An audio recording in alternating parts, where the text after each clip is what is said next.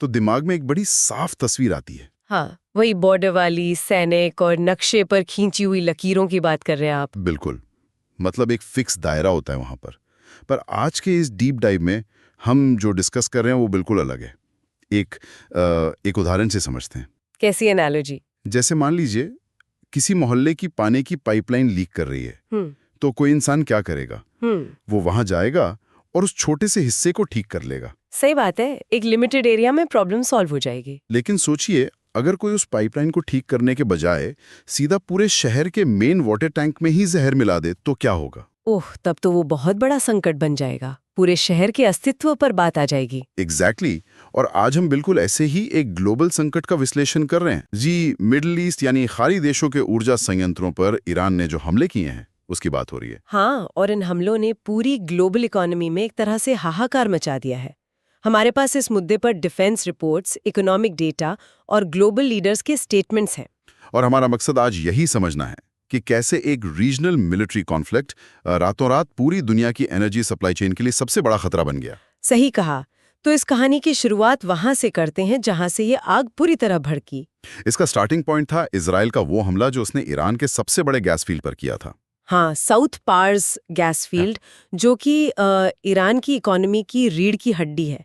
पर इसके जवाब में ईरान ने जो किया उसने तो सबको चौंका दिया। बिल्कुल, ईरान ने सिर्फ इजराइल पर पलटवार नहीं किया, उन्होंने एक साथ कतार, सऊदी अरब, कुवैत और यूएई के एनर्जी प्लांट्स को निशाना बना लिया। यही सबसे अजीब बात है। मतलब क्या ये ईरान की तरफ से एक डेस्परेशन है या फिर ये दुनिया को एक मैसेज देने की सोची समझी स्ट्रैटेजी है कि अगर हमारी एनर्जी सेफ नहीं है तो किसी की नहीं रहेगी? अगर हम इसको स्ट्रैटेजी के नजरिए से देखें तो ये डेस्परेशन तो बिल्कुल नहीं है। इसे डिप्लोमेसी में डिटरेंस या निवारक रणनीति कहते हैं। अच्छा, तो वो जानबूझकर ऐसा कर रहे हैं? हाँ, ईरान को बहुत अच्छे से पता है कि दुनिया की इकोनॉमी किन सेंसिटिव एनर्जी चोक पॉइंट्स पर टिकी है। जैसे ही उन्होंने स्ट्रेट ऑफ हॉर्मुज और पड़ोसी देशों के प्लांट्स को टारगेट किया, तो उन्होंने ग्लोबल मार्केट की नब्ज पकड़ ली। एग्जैक्टली।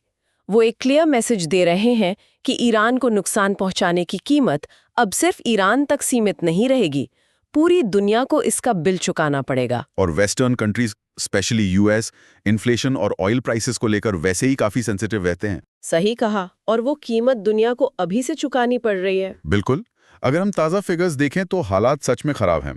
ब्रेंट क्रूड ऑयल की कीमत $119 पर बैरल के पार चली गई है, जो कि इजराइल अमेरिका वॉर शुरू होने के बाद से लगभग 60% का उछाल है। 60% का जंप कोई छोटी बात नहीं है। और सिर्फ ऑयल ही नहीं, यूरोप में तो नेचुरल गैस के दाम एक महीने में लगभग दुगने हो गए हैं। दुगने होना काफी अलार्मिंग है। वही तो मैं सोच रहा था कि मार्केट इतनी जल्दी कैसे रिएक्ट करता है। क्या सच में इतना तेल जल गया है या इसके पीछे कोई और साइकोलॉजिकल रीजन है? ये बहुत अच्छा सवाल है। देखिए, इकोनॉमिक्स की भाषा में इस 60% हाइक को हम सिर्फ सप्लाई की कमी नहीं कह सकते। इसे फियर प्रीमियम या रिस्क प्रीमियम कहा जाता है। मतलब बाजार आगे के डर से पहले ही रिएक्ट कर रहा है। हाँ, मार्केट हमेशा फ्यूचर की अनसर्टेनिटी पर रिएक्ट करता है। जब इन्वेस्टर्स को लगता है कि स्ट्रेट ऑफ हॉर्मुज से आने वाली सप्लाई बंद हो सकती है, जहां से दुनिया का 20% तेल गुजरता है, तो पैनिक बाइंग शुरू हो जाती है। और इसका असर सीधा आम आदमी कर पड़ता है। बिल्कुल, ट्रांसपोर्ट महंगा हो जाता है, कंस्ट्रक्शन कॉस्ट बढ़ जाती है, यहाँ तक कि सर्दियों में घरों को गर्म रखने का खर्च आसमान छूने लगता है। ये तो दुनिया भर के सेंट्रल बैंक्स के लिए एक नाइटमेयर जैसा होगा, जो पहले से ही महंगाई से लड़ रहे हैं। सही बात है, पर ध्यान देने वाली बात यह है कि ये हमले सिर्फ इकोनॉमिक डैमेज तक रोक नहीं रहे हैं। इनका ज्योग्राफिकल स्प्रेड काफी अजीब दिशाओं में हो रहा है। हाँ, जमीनी और समुद्री दोनों लेवल पर। जैसे सऊदी अरब की याम्बू रिफाइनरी का केस लीजिए, वहां ईरानी ड्रोन से हमला हुआ। और याम्बू की लोकेशन इसमें सबसे इंटरेस्टिंग पॉइंट है। एग्जैक्टली, क्योंकि याम्बू रिफाइनरी रेड सी यानी लाल सागर के तट पर है। सऊदी ने इसको बनाया ही इसीलिए था ताकि वो हॉर्मुज वाले रास्ते से बच सकें, ताकि उनका तेल सेफ रहे। पर अब वहां भी हमला हो गया। इसके अलावा यूएई और कतार के कोस्ट्स के पास शिप्स को टारगेट किया गया है। और कुवैत की 2 रिफाइनरीज और आबू धाबी के गैस ऑपरेशंस पर भी तो अटैक हुआ है। इस ज्योग्राफी को समझना जरूरी है। ईरान इस पैटर्न से दिखा रहा है कि गल्फ रीजन में कोई भी सेफ जोन या ऑल्टरनेट रूट अब उनकी रीच से बाहर नहीं है। मतलब उनका मैसेज क्लियर है कि रेड सी का बाईपास भी अब सेफ नहीं रहा। हाँ, पर इसमें सिर्फ ईरान अकेले थोड़ी ना एस्केलेट कर रहा है। इजराइल ने भी अपने हमलों का दायरा बहुत बढ़ा दिया है। सही याद दिलाया। इजराइल के नॉर्दर्न हिस्से में पावर ग्रिड और हाइफा की ऑयल रिफाइनरी पर ईरान बैक्ड फोर्सेस ने अटैक किया था। और उसके तुरंत बाद इजराइल ने जो किया वो काफी हिस्टोरिक था। बिल्कुल। इजराइल की सेना के स्पोक्सपर्सन लेफ्टिनेंट कर्नल नदाव शोशानी ने बताया कि इजराइल ने पहली बार कैस्पियन सी में ईरानी ठिकानों पर स्ट्राइक की है। वहां उन्होंने शिप्स, एक शिपयार्ड और एक कमांड सेंटर को उड़ाया है। कैस्पियन सी तक पहुंचने का मतलब समझ रहे हैं आप? इजराइल ने अपनी मिलिट्री रीच का एक नया लेवल सेट कर दिया है। ये कूटनीतिक और स्ट्रैटेजिक लेवल पर एक बहुत बड़ा गेम चेंजर है। हिस्टोरिकली कैस्पियन सी को रशिया और ईरान के लिए एक बिल्कुल सेफ इंटरनल लेक माना जाता था। हाँ, वहां वेस्टर्न फोर्सेस का पहुंचना इम्पॉसिबल लगता था। पर वहां तक स्ट्राइक करके इजराइल ने दिखा दिया कि ईरान का कोई भी हिस्सा, चाहे वो कितना भी डीप नॉर्थ में क्यों ना हो, अब उनके रडार पे है। ये ईरान के एयर डिफेंस के लिए काफी बड़ा झटका होगा। पर देखिए, यहाँ एक चीज मुझे काफी खटक रही है। क्या? अब तक तो हम इजराइल और ईरान की कहानी देख रहे थे, पर अब इसमें सुपर पावर्स की सीधी और काफी अग्रेसिव एंट्री हो चुकी है। US joint chiefs of staff के चेयरमैन जनरल डैन केन का बयान अगर आप सुने। हाँ, वो स्टेटमेंट सच में रोंगटे खड़े करने वाले थे। अरे बिल्कुल। यूएस आर्मी अब सिर्फ डिफेंस नहीं कर रही, वो ईरान के डीप अंदर तक घुसकर हमले कर रहे हैं।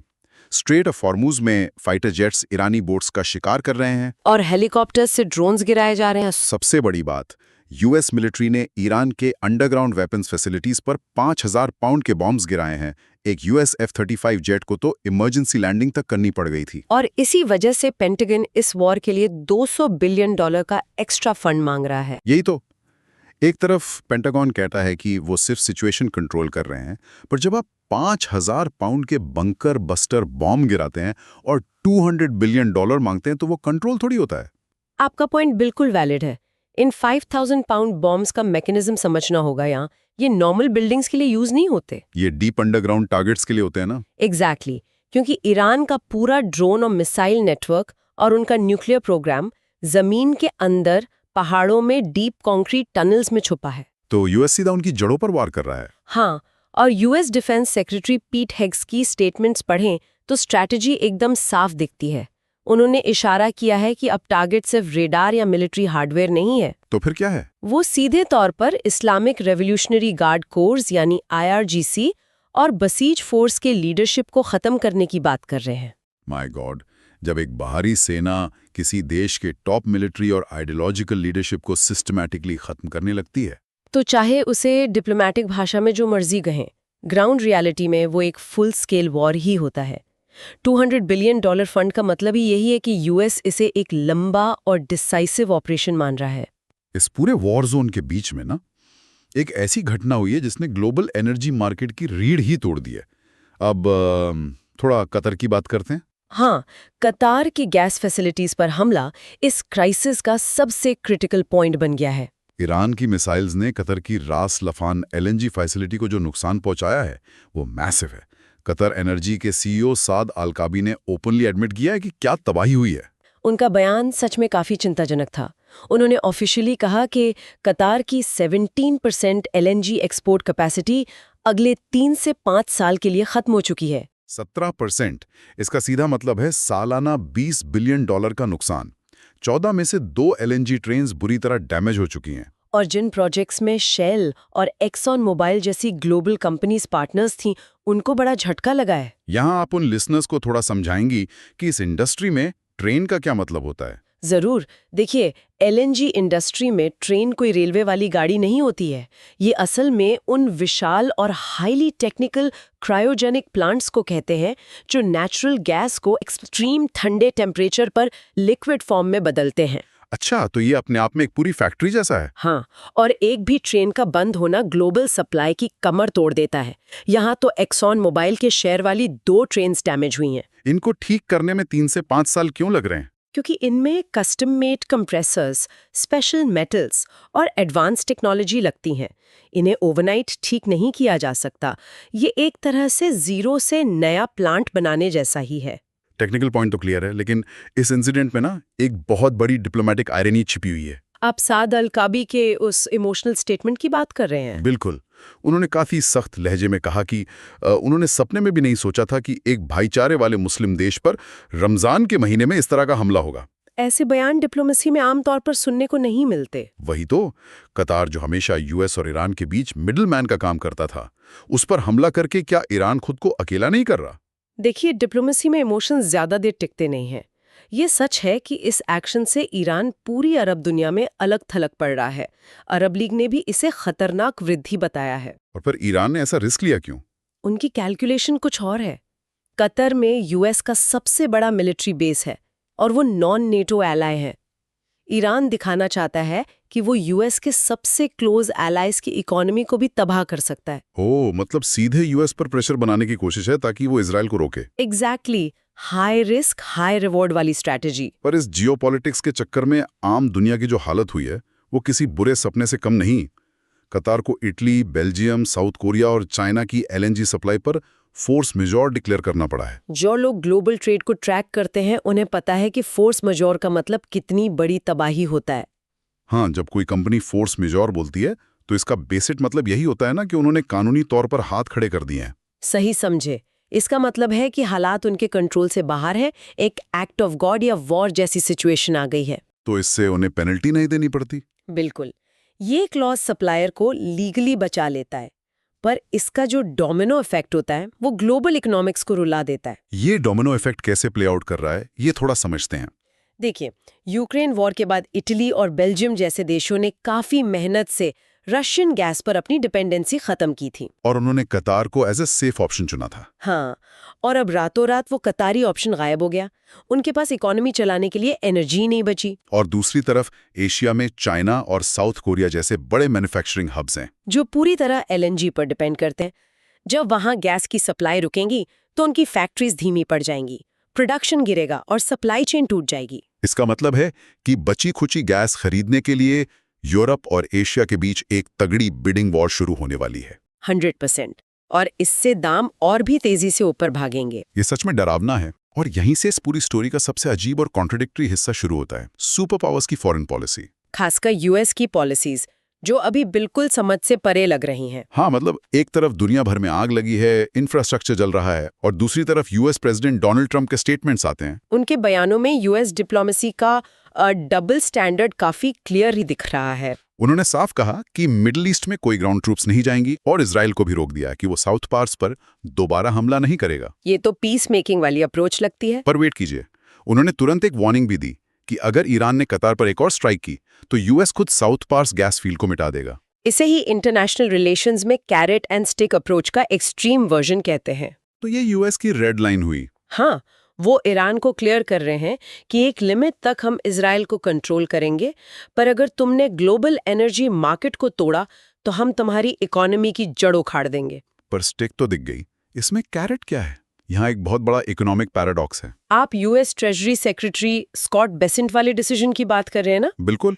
उन्होंने कहा कि ग्लोबल ऑयल प्राइसेस को गिराने के लिए यूएस समुद्र में खड़े टैंकरों वाले 140 मिलियन बैरल ईरानी ऑयल से सैंक्शंस हटा सकता है। और याद रहे, इससे पहले भी 130 मिलियन बैरल को परमिशन दी गई थी। और साथ ही स्ट्रेटेजिक रिजर्व से 400 मिलियन बैरल ऑयल भी निकाला जा रहा है। पर यह बात लॉजिकली हजम नहीं होती। क्यों नहीं होती? सोचकर देखिए, एक तरफ यूएस आर्मी ईरान के अंडरग्राउंड बेसिस पर 5000 पाउंड के बॉम्ब फेंक रही है, उनके लीडर्स को मारने का प्लान बना रही है। हाँ। और ठीक उसी वक्त यूएस गवर्नमेंट उसी दुश्मन के 140 मिलियन बैरल तेल पर से बैन हटा रही है ताकि दुनिया में तेल सस्ता रहे। सुनने में काफी अजीब लगता है। ये तो वही बात हुई ना कि एक हाथ से आप किसी का गला घोट रहे हैं और दूसरे हाथ से उसे ऑक्सीजन का मास्क पहना रहे हैं। अपने ही दुश्मन को वॉर के बीच में प्रॉफिट कमाने देना, ये कैसा लॉजिक है? देखिए, सुनने में ये बेशक पागलपन लगे, पर यही जियोपॉलिटिक्स का असली सच है। इसको ऐसे समझिए कि ये जो ऑक्सीजन है ना, ये ईरान के लिए नहीं है। तो किसके लिए है? ये खुद यूएस और ग्लोबल इकोनॉमी की सांसें चलाने के लिए है। जब ब्रेंट क्रूड $119 क्रॉस करता है तो उसकी मार सिर्फ यूरोप को नहीं पड़ती। यूएस के अपने ट्रांसपोर्ट और लॉजिस्टिक्स की कॉस्ट बढ़ जाती होगी। बिल्कुल। और इन्फ्लेशन कोई ऐसी चीज नहीं है जिसे पेंटागन की मिसाइल्स गिरा सकें। दाम बढ़ते हैं तो सरकारें चुनाव हार जाती हैं, आम पब्लिक पेट्रोल पंप पर जब दुखी होती है तो उसको फॉरेन पॉलिसी से कोई फर्क नहीं पड़ता। ओह, मतलब यहाँ डोमेस्टिक पॉलिटिक्स और इकोनॉमी सीधा फॉरेन पॉलिसी पर हावी हो रही है। 100%। स्ट्रेटेजिक रिजर्व से तेल निकालना बस एक बैंडेड जैसा टेम्पररी सोल्यूशन है। जब मार्केट में तेल की ऐसी भारी कमी हो तो लिक्विडिटी मेंटेन करनी पड़ती है। तो इसलिए ईरान का तेल मार्केट में लाने दिया जा रहा है। हाँ, वो 14 मिलियन बैरल एक शॉक एब्जॉर्बर का काम करेंगे ताकि दुनिया रिसेशन में ना चली जाए। ये काफी बड़ा पैराडॉक्स है कि आपको अपने एनिमी को मारना भी है और इकोनॉमी बचाने के लिए उसके प्रोडक्ट की जरूरत भी है। वाकई ये दिमाग को झकझोर देने वाला विश्लेषण था। अगर हम आज के इस डीप डाइव का निचोड़ निकालें तो एक चीज क्रिस्टल क्लियर है कि आज के युद्ध की डेफिनेशन बदल चुकी है। बिल्कुल। 21st सेंचुरी के वॉर्स अब सिर्फ मैदानों में या हवा में आर्मी के बीच नहीं लड़े जाते। ये वॉर्स अब सप्लाई चेन्स, एनर्जी ग्रिड्स और शेयर मार्केट्स के अंदर लड़े जा रहे हैं। सही कहा। मिडिल ईस्ट में अगर एक मिसाइल गिरती है तो उसका सीधा असर आपके और मेरे इलेक्ट्रिसिटी बिल पर दिखता है। इकोनॉमिक्स और वॉरफेयर अब आपस में बुरी तरह उलझ चुके हैं। और इसीलिए एक काफी गहरा सवाल पैदा होता है। शुरुआत में हमने उस वाटर टैंक में जहर मिलने की बात की थी। हाँ, जिससे पूरा शहर तबाह हो गया था। तो अब जब फॉसिल फ्यूल्स पर हमारी डिपेंडेंसी पूरी ग्लोबल इकोनॉमी को इतनी आसानी से हॉस्टेज बना सकती है, तो क्या ये क्राइसिस बड़ी पावर्स को रिन्यूएबल एनर्जी और एनर्जी इंडिपेंडेंस की तरफ तेजी से धक्के लेगा? ये काफी रेलेवेंट सवाल है। क्या हम अपने पावर सोर्सेज को डिसेंट्रलाइज करना सीखेंगे ताकि कोई एक मिसाइल हमें रोक ना सके? या फिर जैसी ह्यूमन नेचर है, ये लड़ाई शांत होते ही हम वापस उसी पुराने सिस्टम में लौट जाएंगे अगले किसी बड़े क्राइसिस का वेट करने के लिए? इस पर तो डेफिनेटली और सोचना पड़ेगा। बिल्कुल। और इसी थॉट प्रोवोकिंग सवाल के साथ हम आज के इस डीप डाइव को यहीं रोकते हैं।